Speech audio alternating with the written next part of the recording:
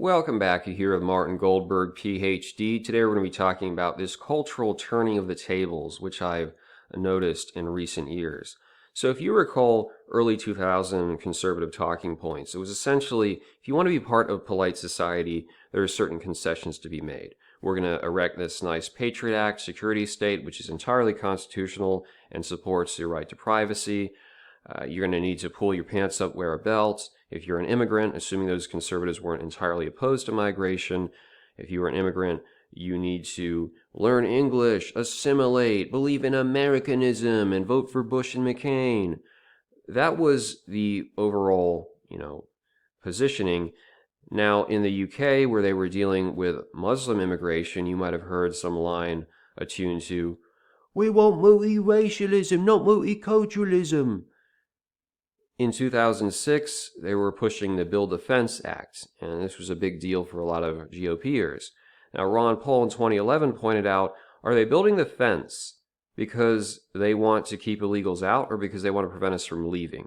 Which is kind of a deeper conception of the issue, but of course, it's ridiculous, kooky old Ron Paul.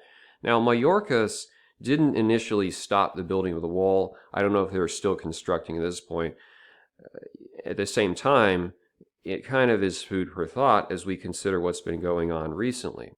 So I used to know this guy from Peru, and he showed me a music video by this relatively popular performer where the guy was going, what if the North was the South, the South was the North? Essentially, imagine Americans trying to get into Mexico or South America because it's so bad here, which has actually been occurring, whether it was to oppose lockdowns or in prior years cheaper pharmaceuticals. There are, from what I understand, parts of Mexico which are heavily European and have less issues with cartels. Maybe they just bribe them. And a lot of folks have decided it's better to live there for a variety of reasons. Just like you see these dudes who want to save the West and be traditional, so they're going to live in the Philippines or Thailand or Singapore, whatever you please. It is a valid question because when you consider these folks, yeah, you've got to worry about immigration and potentially being deported, although less and less these days. When you're not part of the system because you don't use a social security number in the same way that other people do, yes, you're kind of limited as far as the professions that you can hold, but at the same time, you are not necessarily as in debt to the system. You're not, it doesn't have leverage over you. You take the average patriot conservative living in the suburbs with a six-figure job and his mortgage, and it's like, well, if you don't get the booty shot, what's going to happen to you? And so now he's more likely to bend the knee than one of these people. And in fact, if you look at the stats, some of the lowest rates of the booty shot are with Hispanics and blacks. Not surprising. Why would you have to concede to a system where, to be honest, you don't even exist in that system? If you're being paid cash, oh, well, if you don't do this, you're going to be fired. Well, you don't even exist as an employee. How are they going to fire you? It's a lot more difficult in that context. People who are plugged into the system, of course, deal with a host of different problems. You can't apply for a credit card. You can't have a bank account open. Even if you say, well, yeah, but I'm like a software developer and I'll work remotely as an independent contractor, they can still turn off your bank account. That's what they're talking about in the legislation. They honestly can already do it because you've had people who their bank accounts are frozen or money is just seized from their account with no explanation. That could still be an issue. So you say, well, they can pay me in Bitcoin. Well, Bitcoin can be tracked. Maybe not so much Monero, although if a company starts paying you in Monero, I'm guessing the government's going to try to find out pretty quickly and prosecute them. I'm saying it would raise suspicions. It's like when you have a business that has a lot of cash transactions, that tends to be suspicious to the governments. They'd be more inclined to audit and figure out, well, where are these outflows going? Just like if that dude is a software developer, he said, well, you pay me in cash. You're going to give him like a suitcase of 16 grand a month or more. That would definitely be a significant question for the authorities. So, yeah, weirdly enough, the person in the informal economy who doesn't actually exist, if you've been able to find success in that informal economy, at least for now, you might be better off than the so-called oh yeah, reveling in the American dream. Now take your melatonin and shut up and go to sleep so you can believe in it. That's the weird dynamic that we are facing. Another issue you face from being too plugged in comes down to what does your life partner think? And I've noticed the guys who have very quickly turned over to get their booty shot after the last thing that Bidet put out are the ones who are typically married.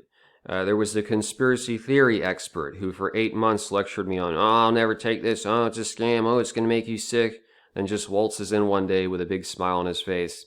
My family's too high risk, gotta do it. Maybe I'll turn into a three-headed alien because of this. I'm just, dude, I get why you're doing it.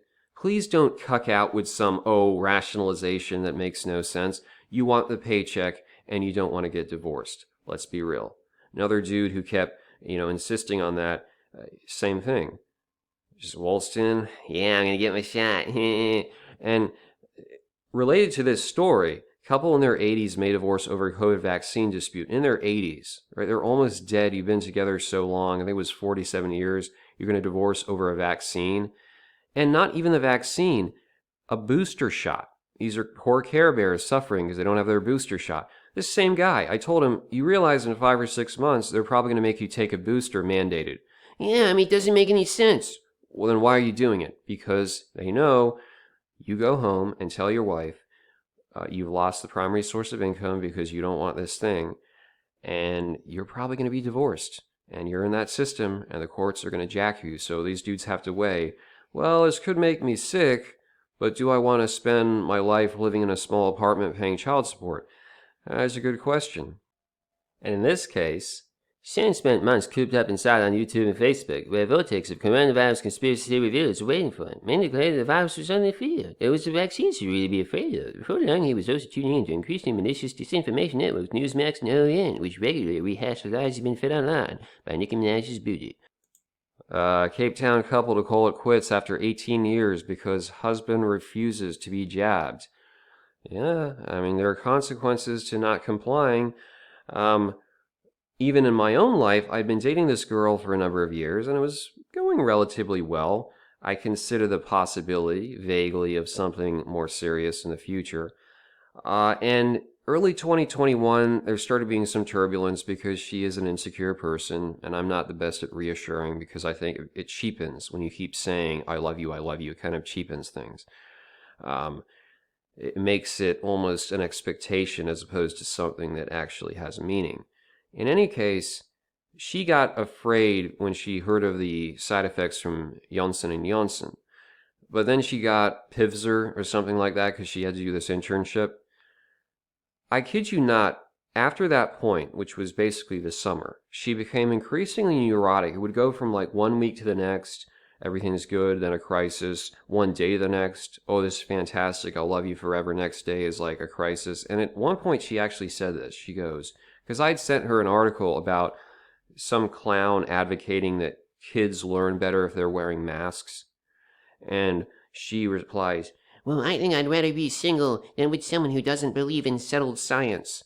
And this is how bad it gets. Now, I don't know if it's a direct consequence of the vaccine or it's just the desire to be part of the system, but you will face issues if you don't go along.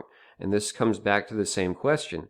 If a guy's an illegal immigrant and you say he's married to an illegal immigrant woman, yeah, the courts could help to a certain extent, but they both know they could be deported potentially. So, and he probably doesn't have a lot of money. So there's less incentive to push the dude around on the basis of, well, you're not following the science in social media.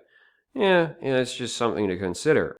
For all these reasons, people who are illegal, don't have proper documentation, are outside of the polite society structure. I know that Biden said, come on, man, they're not planning to stay, they don't need the jab. And yeah, it's goofy because many of them are planning to stay, but it makes sense in terms of they are not really counted as being part of regular society, normie society, okay? So you can probably assume there's going to be a big push, more so than they already did during the pandemic, to eliminate cash.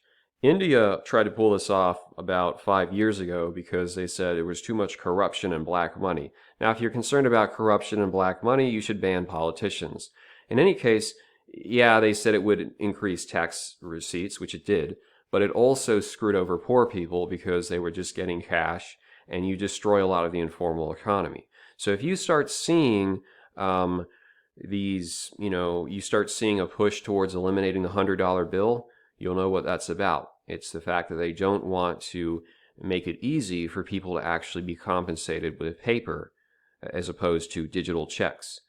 And not much else to this article right here. Maybe she could be a nice trad wife for one of the, Roost Reform guys. Um, yeah, but see, in a broader level, you'll see how those who are not immersed, in some senses, are more resilient. And that's why perhaps you see so many of these guys who are just trying to get out of the West, because the modern developed society that gives you everything is actually less free than the poorer countries, weirdly enough. Less free than working in an informal, more of a bartering system. So, it's just a sort of fascinating observation. Let me know how many of you guys, if you're planning to do that, you just want to be an illegal immigrant or not. But like I said, it may come in days in the future where you have no choice. You either have to do this or you will be put outside of that mainstream society. And we've already seeing it. It restricts your access when it comes to dating. It restricts your access with jobs, maybe increasingly, whether you can even buy food, buy gas. This is not a simulation. It's real.